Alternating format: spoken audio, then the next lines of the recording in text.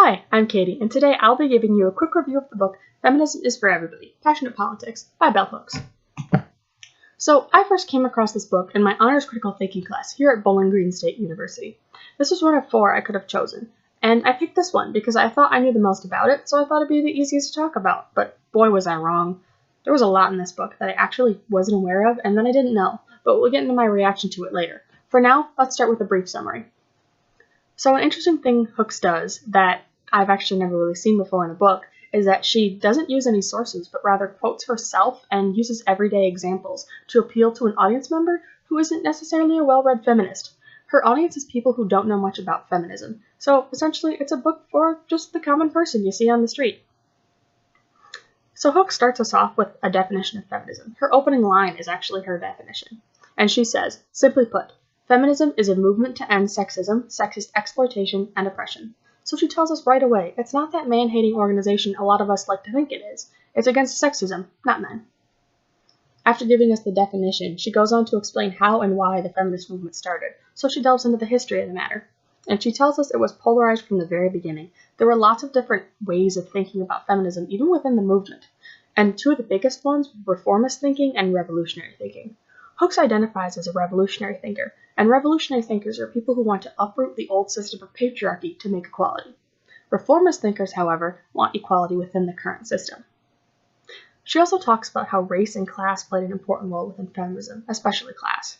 Class was important because oftentimes upper class and lower class goals varied greatly, and since the upper class generally had a lot of the attention, there would be lots of tears and clashes when the two were conflicting.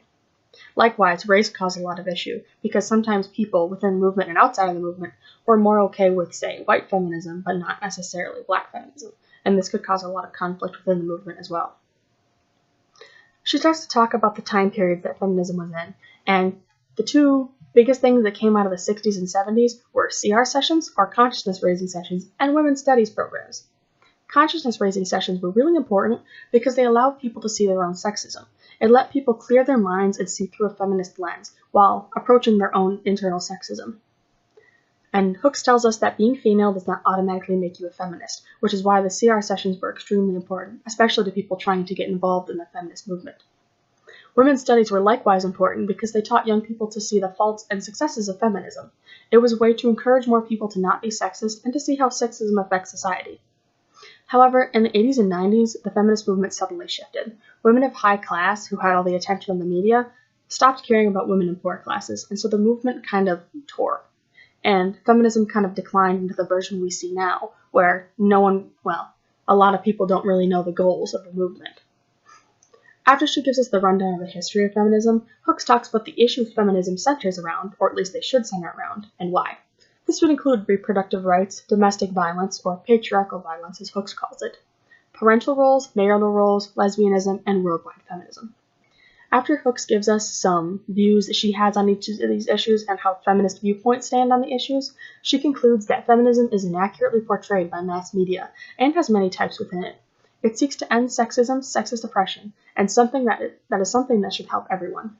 She's trying to tell us that society is rooted in a patriarchy, which has been hindering both men and women for ages, and she puts a big emphasis on both men and women, because sexism is something that affects both sides.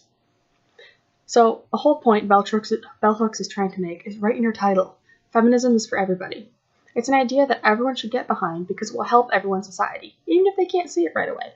She's trying to tell us that we're all too rooted in sexist tradition, and some of us are just too afraid or too unwilling to change because that's all we've known for so long. And she means we, both men and women alike. I thought she made a pretty strong argument in her book, and I say this because she showed how both sides are currently rooted in patriarchal thinking, and how the change in thinking could help everyone. In terms of showing how both sides are rooted in patriarchal thinking, she talks about how both men and women can be sexist. For women, she says that women sometimes can be the worst perpetrators of sexism just based on how they treat other women and children. So, the way women treat other women is sometimes very cruel, because sometimes women will view each other and judge each other very harshly based on what they're wearing or how sexually active they are or how they're dressed, what their makeup's like, and sometimes this can perpetuate a sexist thought process. Likewise, Women often perpetuate sexism by scolding their sons or daughters for acting out or acting in a way that's contradictory to typical sexist stereotypes. She talks about this in the chapter about marriage and parenting. Likewise, of course, she mentions how men can be sexist by encouraging females to be ashamed of their bodies if they're not loved by men. This will be talked about in the beauty chapter, and how sometimes men can be dominant over women in marriages or other romantic relations, and even just friendships. She talks about this in the marriage chapter and the parenting chapter as well. So she talks about how the change of thinking could benefit everyone. And she does this by saying that to choose feminist politics, then, is a choice to love. She's trying to tell us that by accepting feminist politics, we will gain a greater understanding and a social freedom and acceptance. So this would help women because it would be allowing women to have more social freedom. They could act how they wanted, and they could have whatever kind of sexual interest they had without being feared for being regarded as unclean or promiscuous.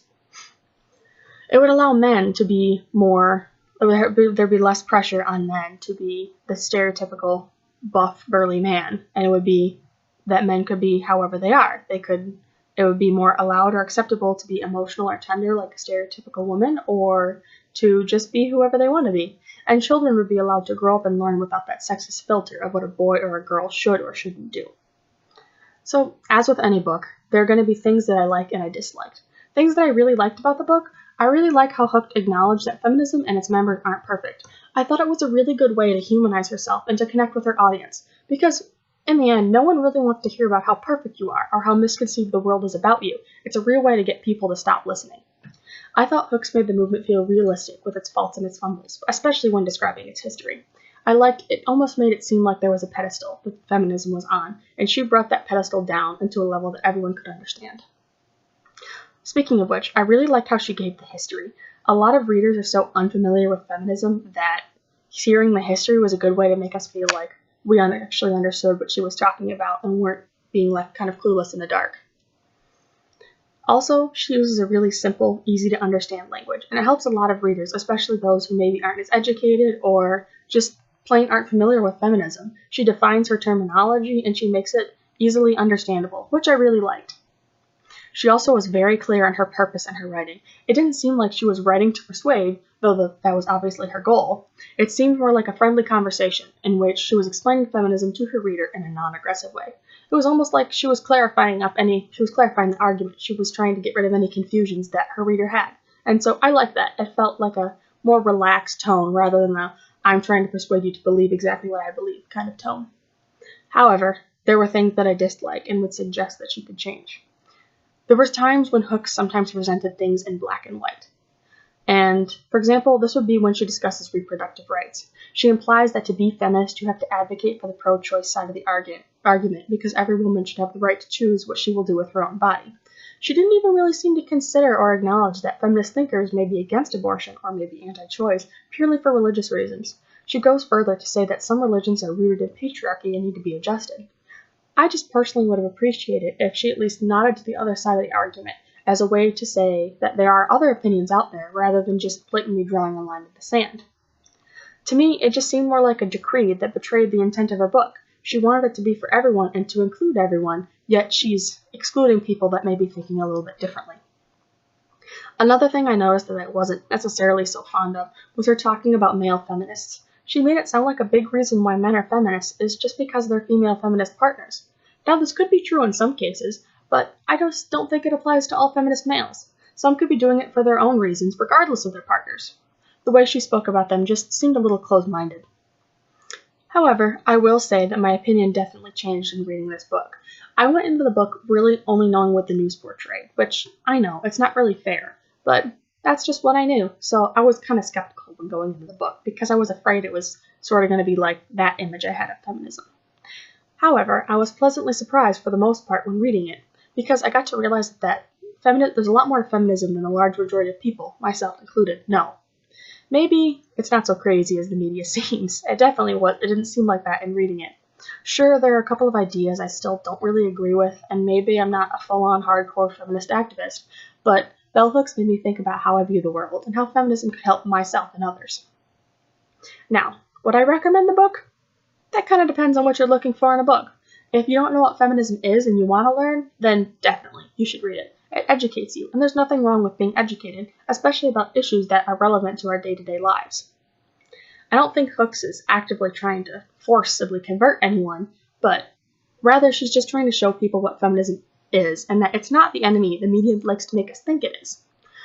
I wouldn't say I necessarily enjoyed reading the book just because it was more of an educational tool rather than a book I'd read for fun. And I obviously had some disagreements with it, but it did make me think a little more deeply about the world around me and how I view that world. So, if you want to learn and you're willing to see another perspective on feminism, then you definitely should take the time to find and read Bell Hooks' book, Feminism is for Everybody. Thank you!